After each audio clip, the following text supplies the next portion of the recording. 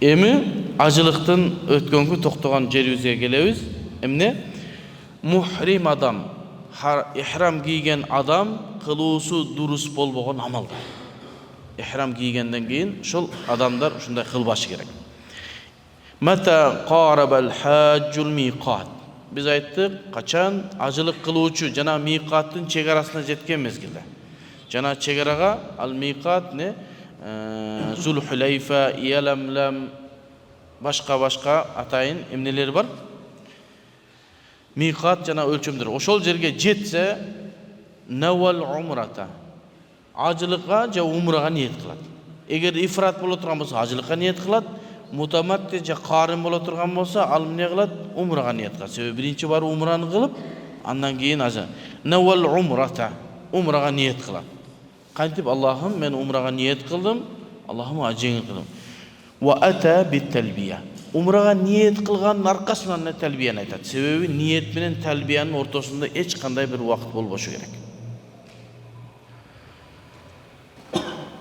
لبيك اللهم لبيك لبيك لا شريك لك لبيك إن الحمد والنعمة لك والملك لا شريك لك деп ниет кылганы ниет жүрөктүн иш тилиңиз менен айтсаңыз жакшы. Азыркы мезгилде адамдар ошо тил менен ниет айтууну да бидат деп чыгып атат. Ойнона тил менен айтып атат. Жүрөк менен айта албаган адамдар болушу мүмкүн. Жүрөгүндө маселелер көп, васваса болгон толтур адам бар. Дааратым болду, болбой калды деп дааратканага 5 жолу кирген адам анан умрага кантип ниет кылат? Тил менен айтып алса жакшы болот, а? Ошондой мезгилде тил менен айтып алганда эч кандай зыян жок. Ва ата бит талбия. Андан кийин талбияны алып кет, ниеттен кийин. Ханафи мазхаб менен башка бир мазхабтардын ортосунда талаш бар. Пайгамбарыбыз саллаллаху алейхи ва саллам талбияны ажылыкта качан айткан?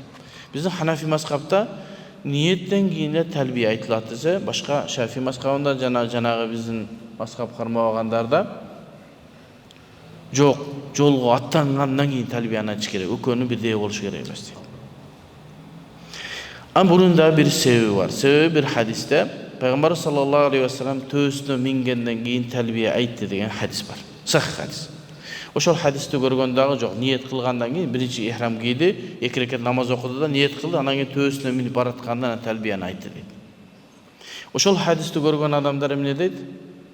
Talbiyani labbayk Allahumma labbaykani tögө mingenden keyin uloogo mingenden keyin aytılış керек. Bizde Hanafi mezhebinde жок. Niyetin arkasından talbiye aytıladi.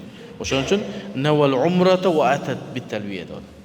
Hanafi mezhebinin delili emne? Dese Hanafi mezhebinde bir sahih delili var. Al ne de Peygamber sallallahu aleyhi ve sellem 2 rekat namazda okudu dağı niyet kılıp turup ordudan turbastan turup talbiye aytdı deydi.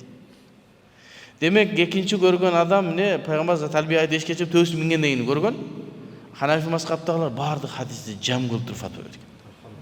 Hanafi mezhebinin күчтүүлүгү bir temada bardıq hadisти çoğultup turup sahabaların fatvalarını, tabiinlerin fatvalarını çoğultup gelip turup anan keyin bir jıyıntı çıkarат. Başkalardan da emes. Bir hadisi görüp fatwa berет. Daha bir hadis daha fatwa. Ököçü. İki hadisten var, ökönden fatwa bereriz deyberет.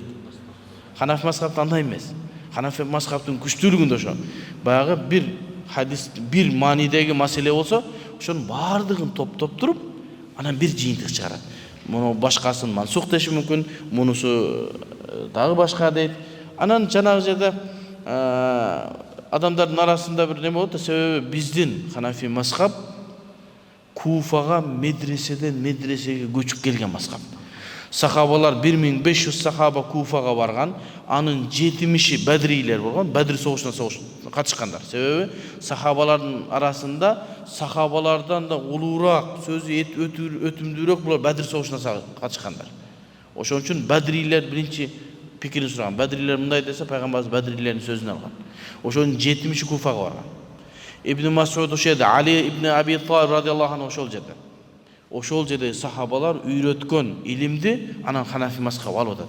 Ал жерден ошо сахабалардан миңдеген табииндер илим алды.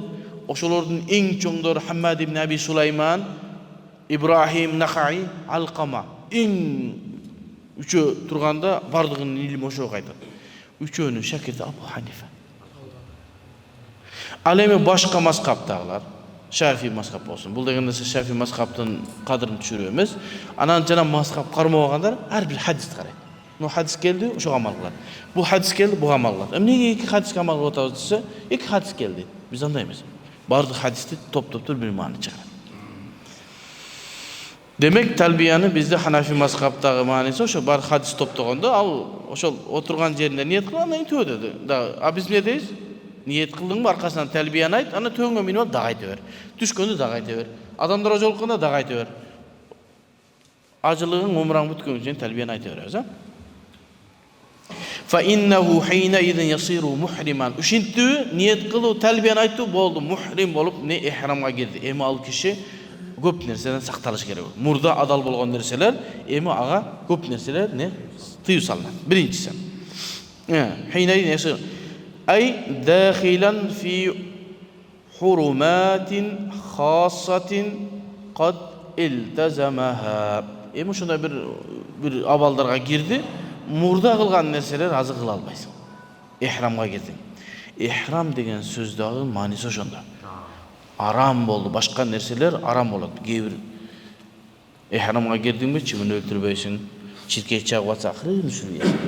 Курсаң тойду болду чүгөт. Өлтүрдүң, штраф. Башка мезгилде өлтүрүшүң керек.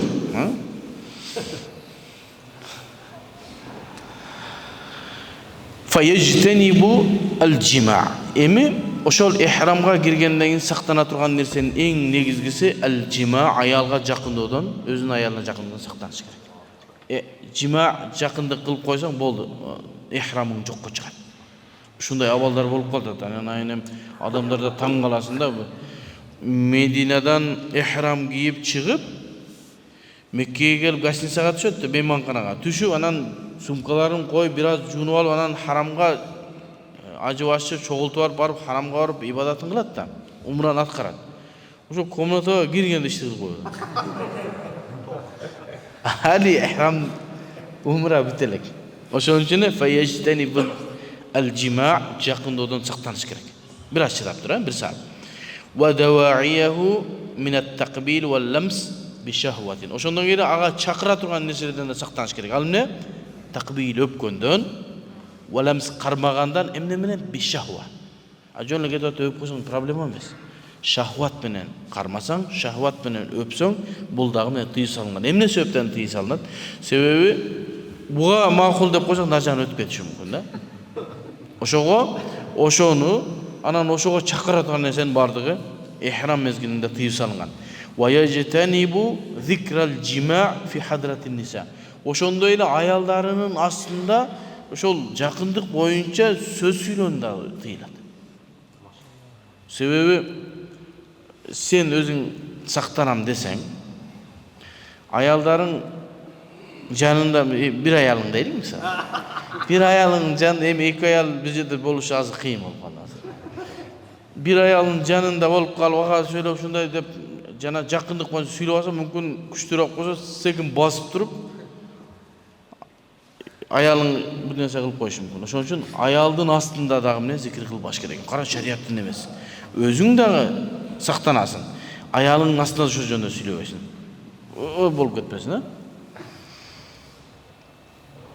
Wa yajtamil khusumata ma'a rufaqa'i wal khadami wal mukarin. Анда ошондой эле дагы сактанышы al-khusuma. Бирөө менен талашып тартышуудан да сактаныш керек. Ихрамга кийдиңби? Ким менен? Ar-rufaqa, шериктериң менен. Бас азыр умранга жак, бир аз эс алып умра кылат. Токто, душка түшүп алып, эмне жоксуң, канча күтүп атат, жок.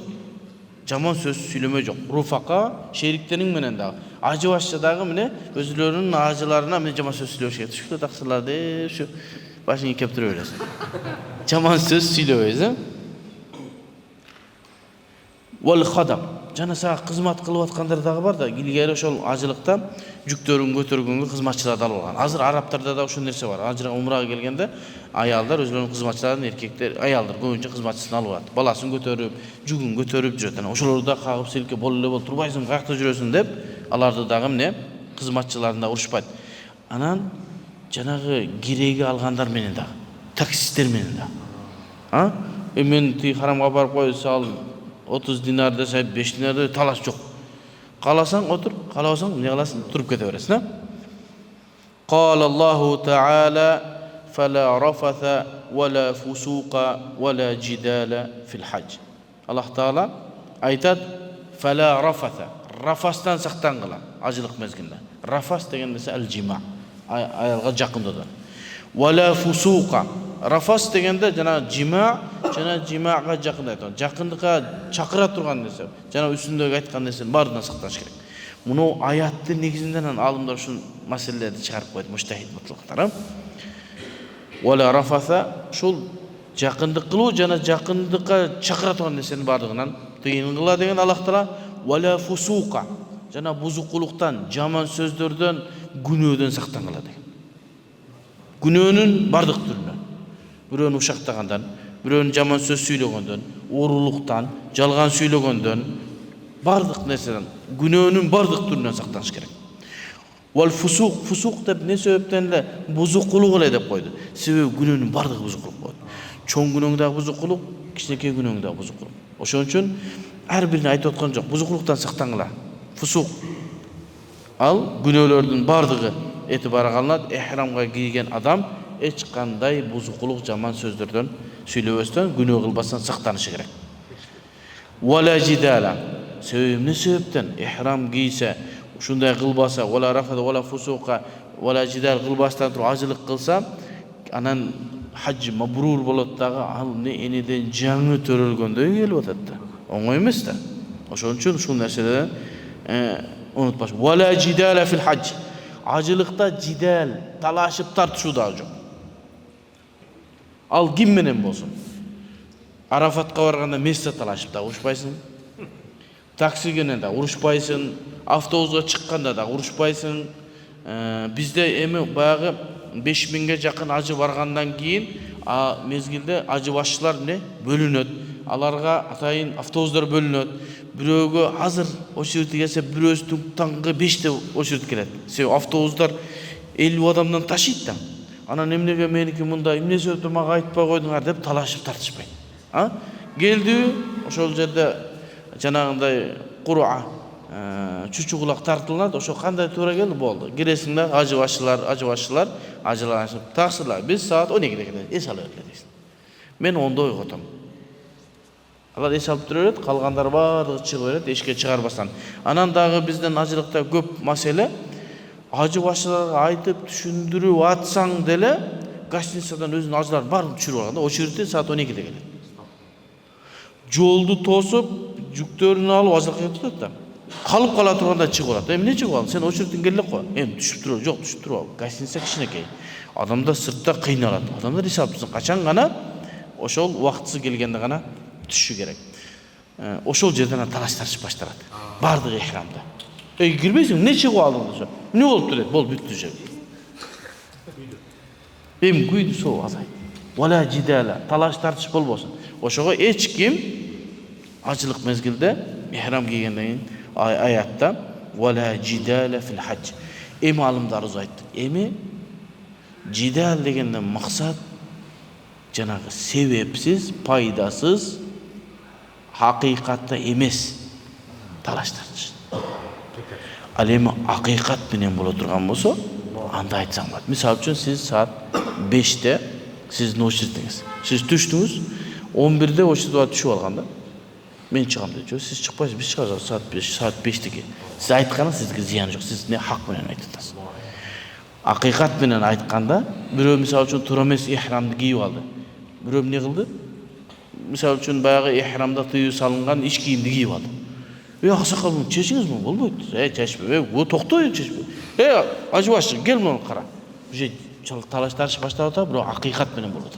Акыйкат менен болгон талаш-тарышта ал бул келбейт. Бул не? Пайдасыз, акыйкат эмес, адамдарга эмне?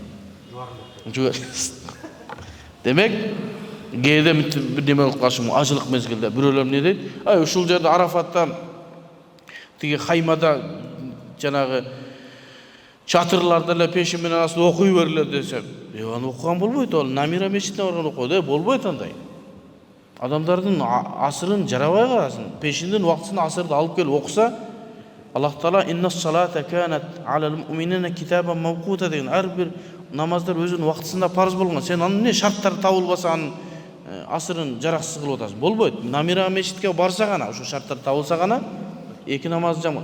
Ушул жерде сен айтсаң, сени кечтеге болот. Себеби эмне? Аны сен айтпасаң, бардыгын ойда бирөө нерсе кылып отурушуң, анда не болот? Анда болбой калат. Анда боло турган болсо, бирөөлөрдү жамандыктан тоса албай калат. Ошого эмне кылат? Баяндап, айтып, акыйкат менен эмне кылат? Чакырат. Wa yajtanibu tatib. Анан жыттуу нерсени сыйпагандан дагы сактанат. Жыттуу нерсени, себеби атыр болсун, одеколон болсун, жанагы сепкен духи болсун, ошол нерсенин бардыгына сактанат. Себеби эмне? Себеби ажылыкка келип отурганда сен кор абалында келишиң керек, жыттуу болсун эмес, Себеби Аллах Таала лаббайк Аллахумма лаббайк, я Аллахым сенин бардык буйруктарыңа мен даярмын деп өзүң төмөн алып келсең, ал немени? Жыттуу нерсени сеппейсиң. Wa qassal azfar, тырмактарды да калбайсың. Болду, ихрамга кийгенден тырмактарды алмай жок. Тырмактарды, чачтарды, башка нерсе бая айтканбыз. Ихрам кийгенге чейин тазаланып атат. Wa yajtanibu satr al-wajh kullihi aw ba'dihi. Анан бетти дагы тоспош керек ихрамга кийгенде. Башты мен бабыл аула, башты дагы жаппайбыз. Бетти дагы жаппаш керек. Шейх өтө сөзүнө мындай дакыйк да, мындай терең. Эмне себептен бизде жана маска тагып алышат. Себеби ал жакта неме көп, вирус көп. Жана адам, ар кандай адам келген, бирөөнүн оозунан чыккан бар, бирөө грипп бар, адам көп жерде оору жугат деп эмне кылып, өтө жакшы болду да, эмне маска тагып ал. Маска тагууга болбойт. Таваккал эмес, дарыдан чөндөккө жакшы кылып алып ал. Антивирус башкалардан. Бетти жапканга болбойт. Бардыгын жапканга да болбойт, кээ бирин жапканда да болбойт. Ал эми аялдар эмне кылат? Аялдар өзү негизи аялдардын бети аурат эмес. Уяттуу жер эмес. Бирок өтө сулуу боло турган болсо, фитне болбош үчүн аялдар бетин жапса, Ханафи мазхабта мустахаб дейт. Фитне боло турган болсо. Эгерде фитне болбой турган болсо, бетти жабуу милдет эмес. Уяттуу жерге кирбейт. Эгер уяттуу жерге кире турган болсо, пайгамбарыбыз Аллах Таала Курандан ма захара минха деп кол менен бетти айтпайт эле. Демек, кол менен бет аурат жерге кирбейт, балки аялдардын сулуулугу башка эркектерге фитне болбосун үчүн бетин жапкыла деген сөз айтылган, бул мустахаб. Ал эми Кыргызстанда азыр бетти жабыш фитнеби, ачыш фитнеби? Жабыш. Азыр жабыш фитне. Жапсаң элдерге фитне кыласың. О, ким дейт, мунун ичинде бомбасы бар, башкасы бар адамдар. Ол жылаңачтар жүрөт, ал сенин бетин эле ачып алган жоолукчандарга бирөө эркектер көрүп фитналанбайт, азыр башка фитналанат нерсе толтурат. Ошого устазыбыз Салах Абул Хаж өтө жакшы жазганда өзүнүн китебинде.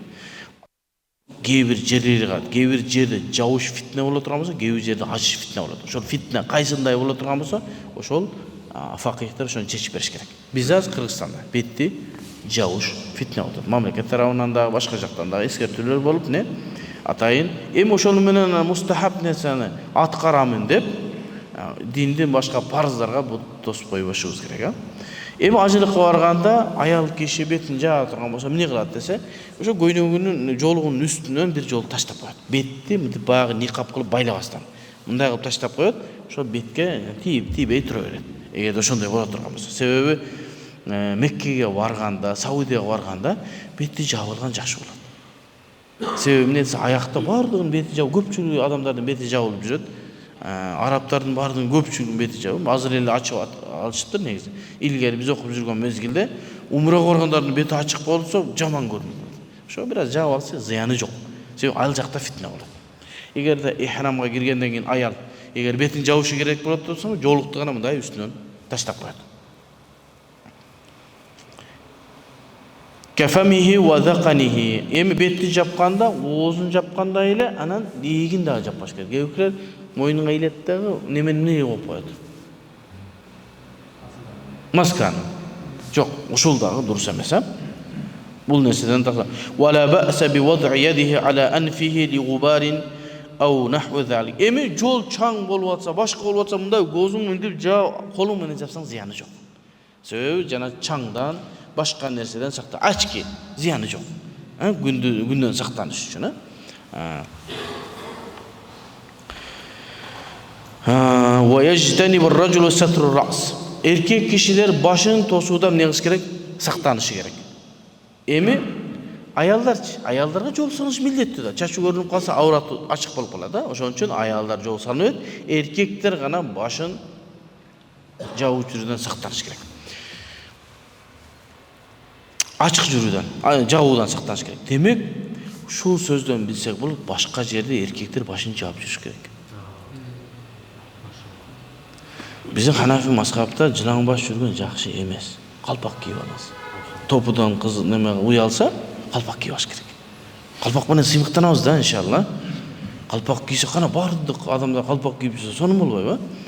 Анан илгери колдар гана жылаң баш жүрчү экен. Кечиресиңер, силерге айтып аткан жокмун, илгери колдар гана жылаң баш жүрчү экен. Адамдарды ошол жылаң баш жүрсө кул деп билишкен экен. Анан колдар үстүнө чапан кийген эмес, неме асты жаң гана байлаган. Себеби материал тартыш болгон. Эми ал дагы үрп адатка каралат. Үрп адатта жылаң баш жүрүү мындай болуп калса, анда жанагындай маселе эмес. Билесиңерби? Хадис илиминде мен бир жерден окуп калдым да. Бир адамдын риваят кылган хадиси ошонун себеби менен алынбай калса, даиф, калсыз болуп калат го. Көчөдө тамак жегенин көрүп калса, ошонун хадиси алынбай калат. Дагы бир жерден окуп калдым, жылаң баш жүргөндө хадис алынбайт. Себеби илгери жылаң баш жүргөн айып эсептелген. Ошон үчүн хузу зинатакум, өзүңөрдүн зинатыңарды масжидте барганда кийгиле дегенде башка кийим кийүү айтылган. Ошон үчүн бизде намазда жылаң баш окуу макрух деп айтылат. Макрух тахрими ва танзихи болсо, танзихи жеңилирээк. Тахрими болсо арам болуп калат, уят андан кыйын болуп калат. Танзихи жеңилирээк неме?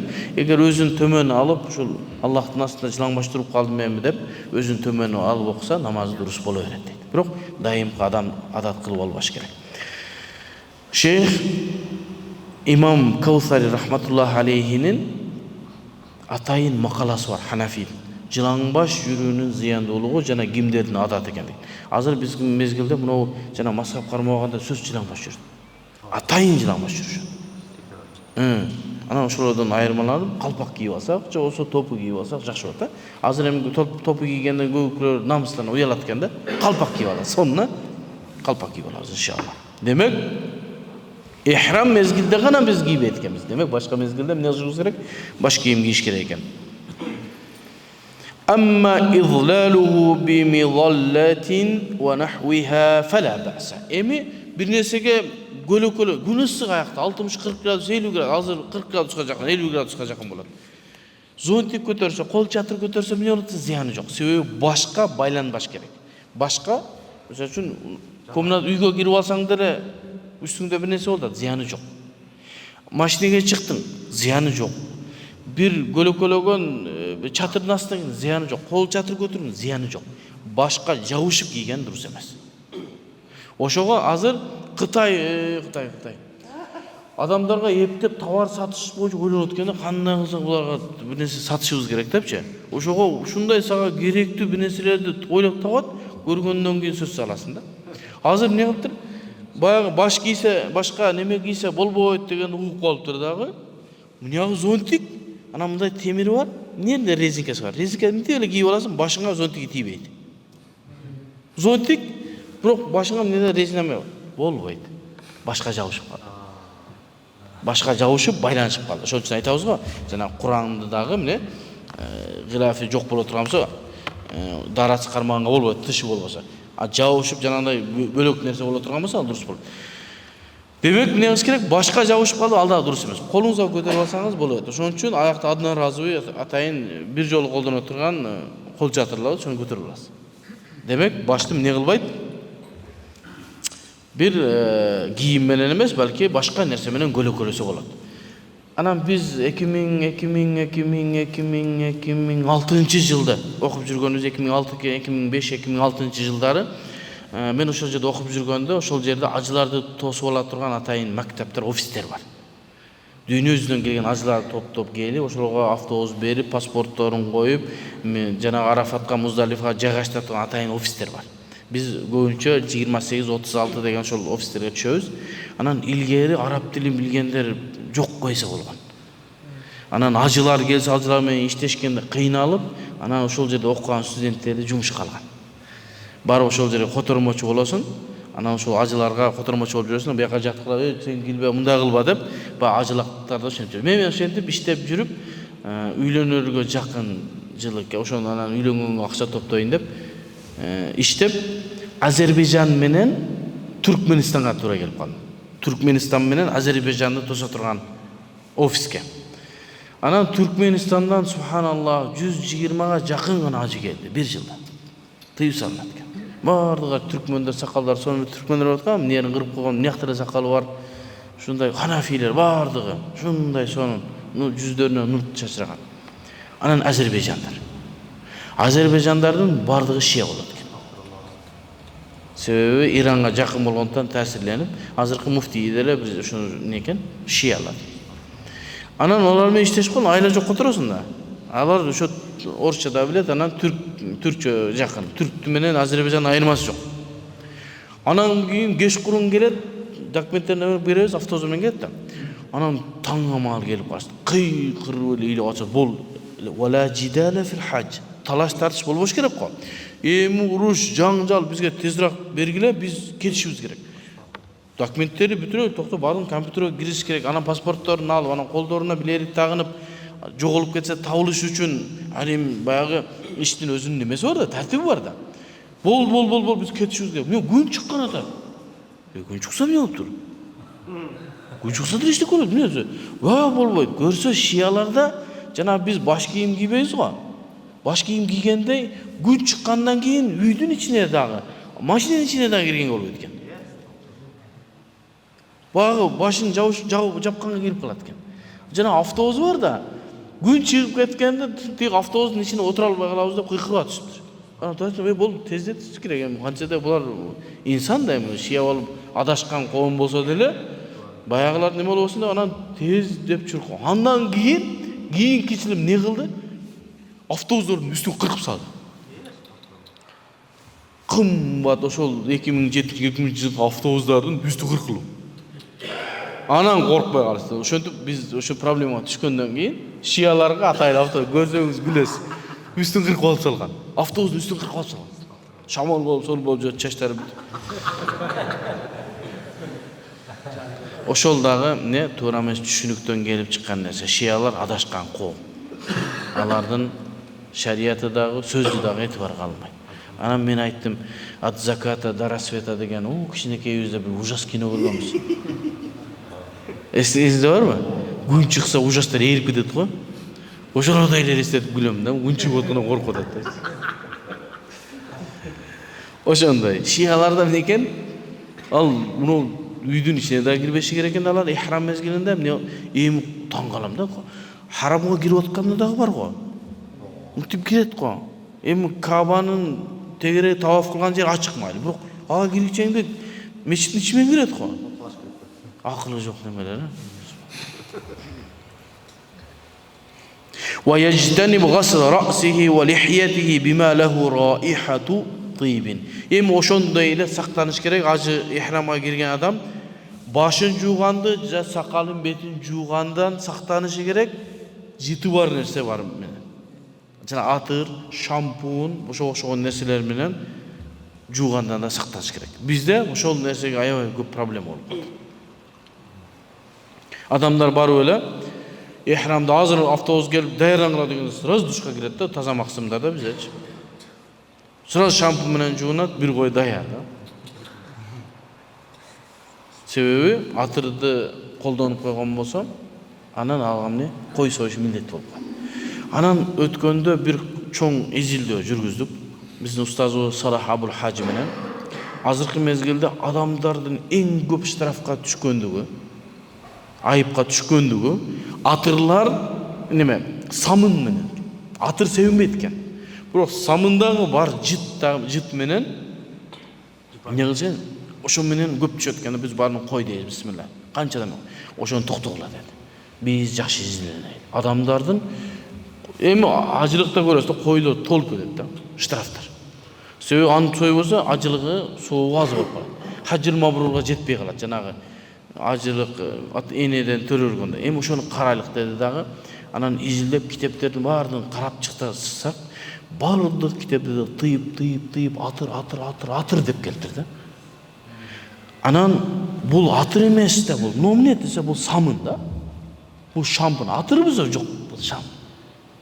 Бирөө жыттанайын деп атыр себиңин ордуна шампун менен башын жуубайт да турабы.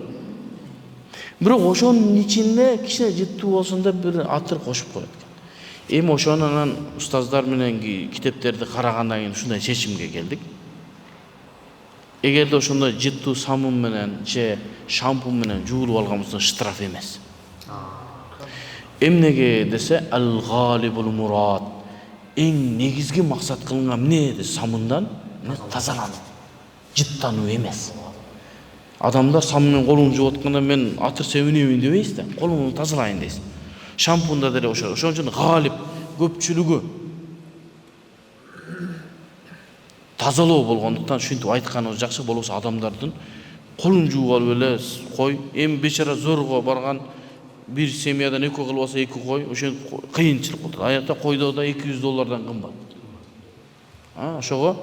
Ошону изилденип, биз китептердин бардыгын карап, китептерден караганда ошол тыйып, эми бул жерде шейх дагы бима райхату тыйыптын жыты бар, самын дегендерди айтып, бирок ошол бул дагы ошо биздеги шейх Абдулла Сиражидин дагы биз мурда айтып жүргөн сөздү айтат. Кийин биз кайрадан алымдар ошо устаздар изиленип чыгып, анан кийин эмне ушу самындарга эмне садака эле бергенге, миллети садака эле берсин, кой сою миллет болбосун. Себеби буну галип адамдар эмне көпчүлүгүндө буну тазалануу үчүн гана колдонушат, башка немеге колдонбойт. Эмнеге? Атырга үчүн. Би хилафи сабун гайрул мутатаййиб. Эми анын каршысында жыты жок самын менен колдонсо болот. Азыр атайын жыты жок самындарды чыгарып койгон сону.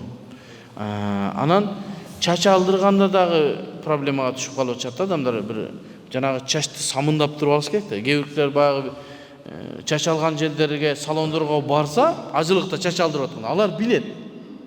Алар курук суу менен эле кылып туруп эле чачын алат.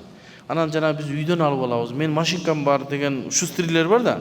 Алар барып туруп самындап ийгенде дагы немеге түшүп калат. Ошого эми ошону эмне садака гана берсин, кой сой болсун деп айталы адамдарга жеңил болушу үчүн. Себеби китептерде деле ошого далалат кылган сөздөр бар экен деди. Ва ма ла тиба фихи фала ба'са бихи. Эч кандай бир жыты жок нерселер боло турган болсо, анын зыяны жок. Мисалы үчүн бизде көбүнчөсү адамдар көп жерге антисептик жанагындай немеселерди коюп коет. Багы митипсеп пандемия мезгилинде көп колдондук го, жыты бар, билесиңерби? Ошондойлорду дагы ар бир гостиницага бүт жерге ошону коюп койгон.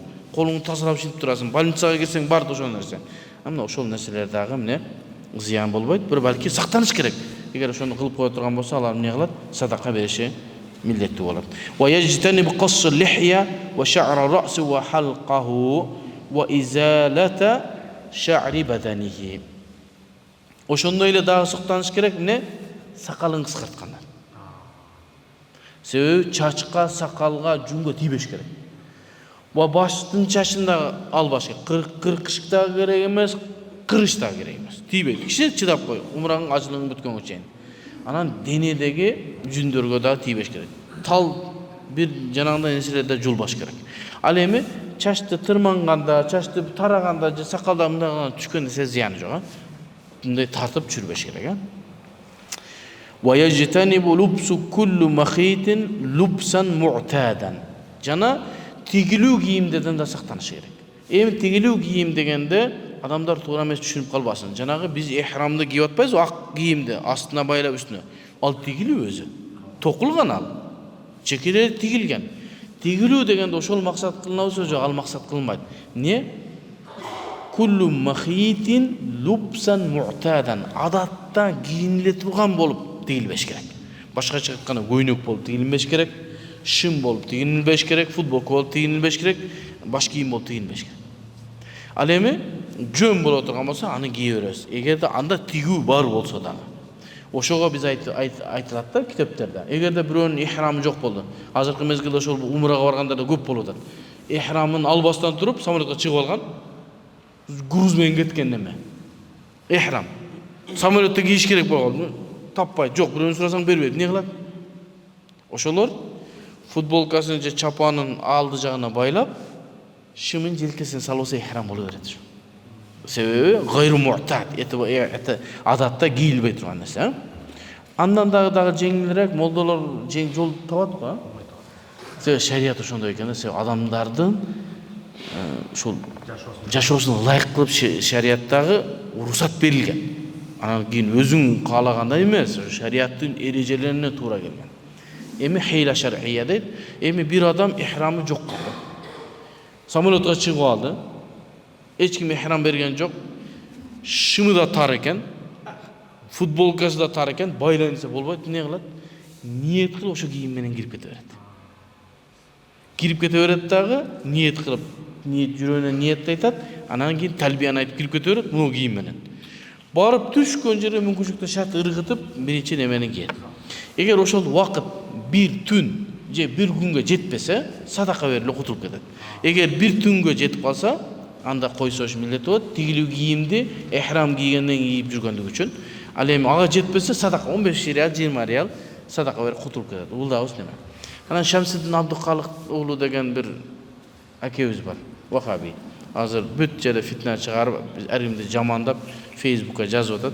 Мен жакшы көргөн лакам бар, мамилебиз бар. Бирок мен ар жерде анан ошол киши Меккеде жүргөндө мага чалып калды. Мединадан Меккеге келет. Анан ал ошол мезгилде Меккеде студент болуп жүргөн. 1 жылдык окууга студент болуп барып, экзаменден жыгылып окуй албай айтылып кеткен. Анан ошол жерде жүргөндө Мединага кетип калды, ажылык башталарды. Ажылык жакын калганда чыгаранын бардыгын жабат. Киргенге болбойт. Студенттер киргенге болот, жөнөк адамдар киргенге болот. Качан кимдин визасы бар, ажылыкка уруксаты барлар гана кирет. Анан ол темселеп тигинемеге кетип калды. Мадинадан кайра ажылыкка келейин десе киргизбейт. Тасрихин көргөз, жок. Эмне кетти? Маккага кетти. Маккага кетпеш, Маккага жол жок. Кайт. Ихрам менен кирбей, жөн кийим менен кирсең өткөрбөйт. Себеби ажыктан мен Меккеге кеттим десечи, ихрам менен кирип аткандарды кармайт. Мага чалат ушерде туруп. Ол жок дейт, ушундай болду, эмне кылам? Не кылат элеңиз? Ушуну чечиңиз. Ажылык боюнча китеп жазгансыз го? Ажылык боюнча китеп жазган. Ажылык боюнча китеп жазгансыз го? Же болуп баштап атпай айт, не кылам? Айттым, ихрамды чечесиз. Грузга саласыз дагы, гражданский кийинип машина менен келесиз. Тафтиш бар го? Чегарада. Ошол жерден өтөсүз. Кылып атканыңыз арам. Арам иш, алдамчылык, алардын көзүнө жылмай өткөрөсүз. Нар жакка барып туруп, кайра гражданский кийим кийесиз да ихрамды кийесиз. Анан садака берип коесуз. Кылганыңыз арам, бирок ишиңиз жарайт. Алды фатваны. Ошентип берди. Хейла шар'ия дейт, кээде ошон адамдарга бир мүмкүнчүлүк жол таап бериш керек болот, وكلبس القميص وسراويل وعمامة وقلنسوة وخفين وجوربين ونحو ذلك. من كيجينغ болбойт экен, шым кийгенге болбойт, чапан кийгенге болбойт, селде кийгенге болбойт, допу кийгенге, калпак кийгенге, маасы кийгенге, байпак кийгенге, ошо баардыгын ич кийим кийгенге не ихрам мезгилинде не дурус эмес. Эми ихрамда мубах уруксат берилген нерсеге токтодук. Эми суроолор болсо суроого жооп берели. Ва саллаллаху таала хайра халк Мухаммад ва аля али ва сахбихи ажмаин. Аллаху разы болсун.